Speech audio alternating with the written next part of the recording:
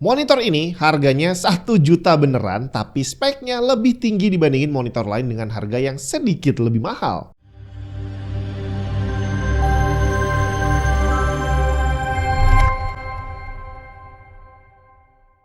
Jadi kalau biasanya orang jualan bilang 1 jutaan, ternyata dilihat 1,9 juta, tapi masih sah dibilang 1 jutaan. Ada yang jatuhnya 1,2, 1,3, itu masih lumayan lah. Tapi yang ini beneran bre, dibilang 1 juta, ya dia 1 juta, nggak sampai 1,1. Jadi saya beli 1 juta sekian puluh ribu gitu ya, dan itu udah pakai voucher, jadi nggak masalah. Toh sekarang kalau kita mau beli online, iya idealnya sih tungguin voucher aja. Kalau belum ada vouchernya, tungguin, pasti bakal ada. Nah saat saya beli, dia jatuhnya adalah monitor termurah dengan spek yang tulisannya tertinggi coy. Acer SA243YG0. Di range harga yang hampir sama, monitor lain punya refresh rate 100Hz, tapi monitor ini tertulis 120Hz. Udah gitu desainnya terlihat manis, warnanya putih dan terlihat elegan. Jadi daripada penasaran, saya cobain aja. Tapi sebelum bahas monitornya, buat yang merhatiin, ini mikrofon yang saya pakai baru bre, termasuk boom armnya juga baru, menggantikan boom arm yang lama. Jadi sebelumnya, boom arm yang saya pakai itu agak keras dan kurang panjang. Jadi saya ganti boom armnya sekalian nyobain mikrofon baru dan dua-duanya dari Vivine. Boom armnya Vivine BM63 low profile yang jelas lebih kokoh dibandingin boom arm lama saya. Dia bisa menahan beban lebih dari 2 kg dengan panjang armnya hampir 40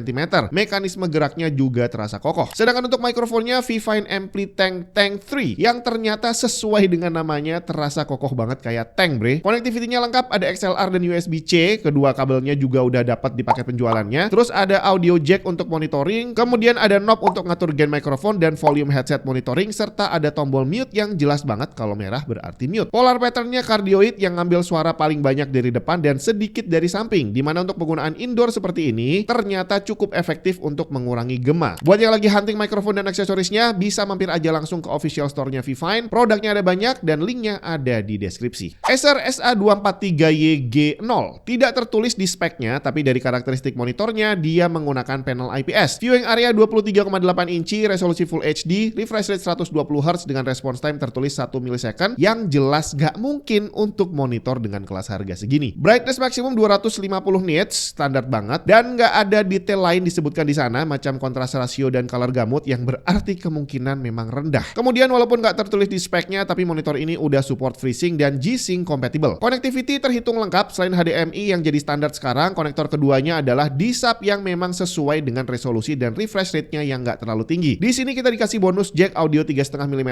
in and out serta ada built-in speakernya. Tentu saja kualitas audionya bukan standar buat dengerin lagu ya, tapi udah cukup kenceng kalau kita butuh ada suara. I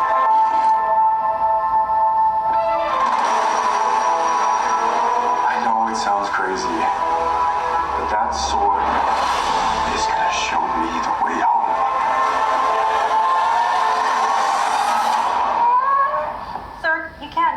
Pengaturan OSD udah mengikuti monitor lain yang lebih mahal. Udah pakai joystick bre. Tampilan OSD-nya sendiri juga lumayan, bukan model ODM dan semua opsinya bisa dipahami dengan jelas. Layarnya bezel-less 3 sisi, kaki dan base stand-nya walaupun dari bahan plastik tapi kokoh dan layarnya nggak gampang goyang. Di kakinya juga udah ada fitur cable management dan udah support VESA wall mount 100x100. Overall, tampilan fisiknya menjadi satu hal yang jadi daya tarik utama. Warnanya putih ngasih kesan mewah dan diikuti dengan desainnya yang juga bagus, serta fiturnya yang terhitung sangat lengkap untuk monitor dengan budget sekecil ini. Jadi sangatlah layak Acer SA243YG0 ini dapat design and feature score 60. Sebagai pembanding, Digital Alliance DA24GAM240E monitor 240Hz skor fisiknya cuma 45 dan AOC 25G42E skornya cuma 55, padahal mereka lebih mahal loh. Tinggal masalahnya kalau harganya murah dan budgetnya dihabisin buat fisik, gimana dengan performance panelnya? Karena saat pertama pakai baik-baik aja gitu kelihatannya ya, tapi begitu saya aktifin mode sRGB, gambarnya langsung terasa hambar banget. Iya, sRGB memang bikin warna hambar, tapi ini terasa jauh lebih hambar dibandingin biasanya. Jadi langsung saya ukur outputnya di mode sRGB bawaan monitornya. Untuk setting luminance sebenarnya udah pas dipasang di 112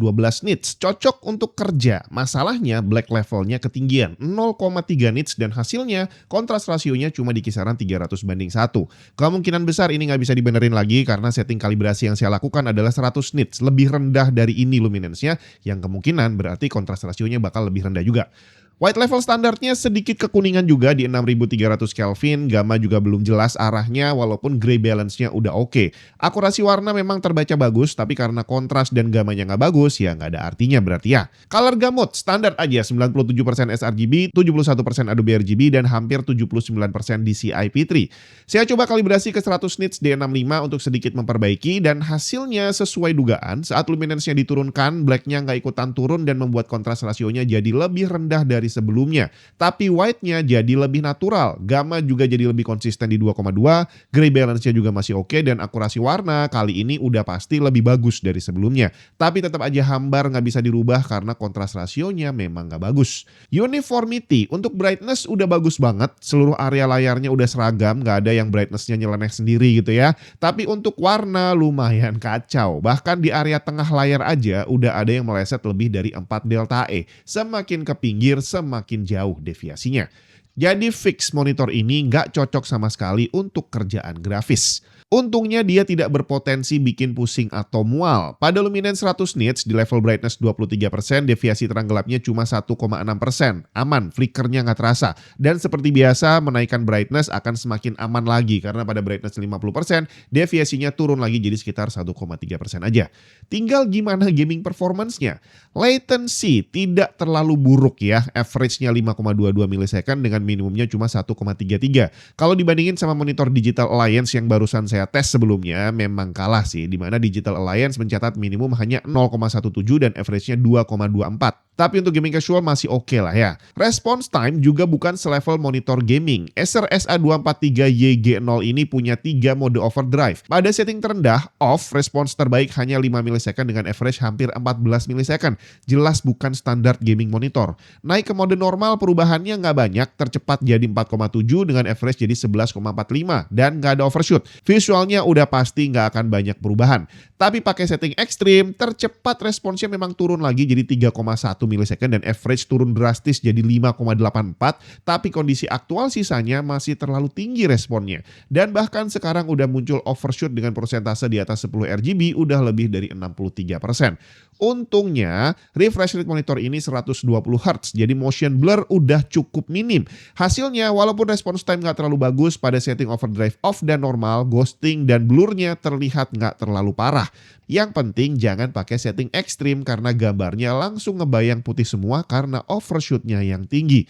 Jadi untuk setting overdrive terbaik, pakailah yang normal aja. Acer SA243YG0, monitor termurah dengan spek tertinggi, Full HD 24 inci dengan refresh rate 120 Hz di saat yang lainnya di range harga yang sama masih pada 100 Hz semua. Kalau bingung sama grafik-grafik yang barusan kita lihat, saya kasih ringkasannya aja. Jadi monitor ini kontras rasionya hanya 300:1 pada luminance 100 nits. Itu jauh banget dibandingin monitor IPS lain yang standarnya adalah 1000:1. Bahkan yang pakai panel face IPS sekarang itu udah 1200:1. Yang ini cuma 300, bre. Kalau pengen kontrasnya lebih bagus lagi, mesti naikin brightness agak banyak, yang berarti nggak cocok buat kerjaan grafis. Response time-nya seperti sudah diduga biasa-biasa aja, tapi karena refresh rate-nya tinggi 120 Hz, gambar bergeraknya jadi nggak terlalu ngeblur. Dan kalau dibandingin sama monitor 75 Hz yang punya response time yang sama, selisihnya lumayan jauh. Jadi singkatnya, untuk skor, General Use 61, Gaming Focus 68, dan Creator Focus hanya 53. Dan dengan desainnya yang manis banget, serta fiturnya yang komplit di kelasnya, ada cable management dan speaker juga, monitor ini sangat cocok buat office dan gaming ringan atau jadi monitor kedua. Buat yang penasaran dan pengen beli tapi malas searching, langsung klik aja linknya di bagian bawah video ini.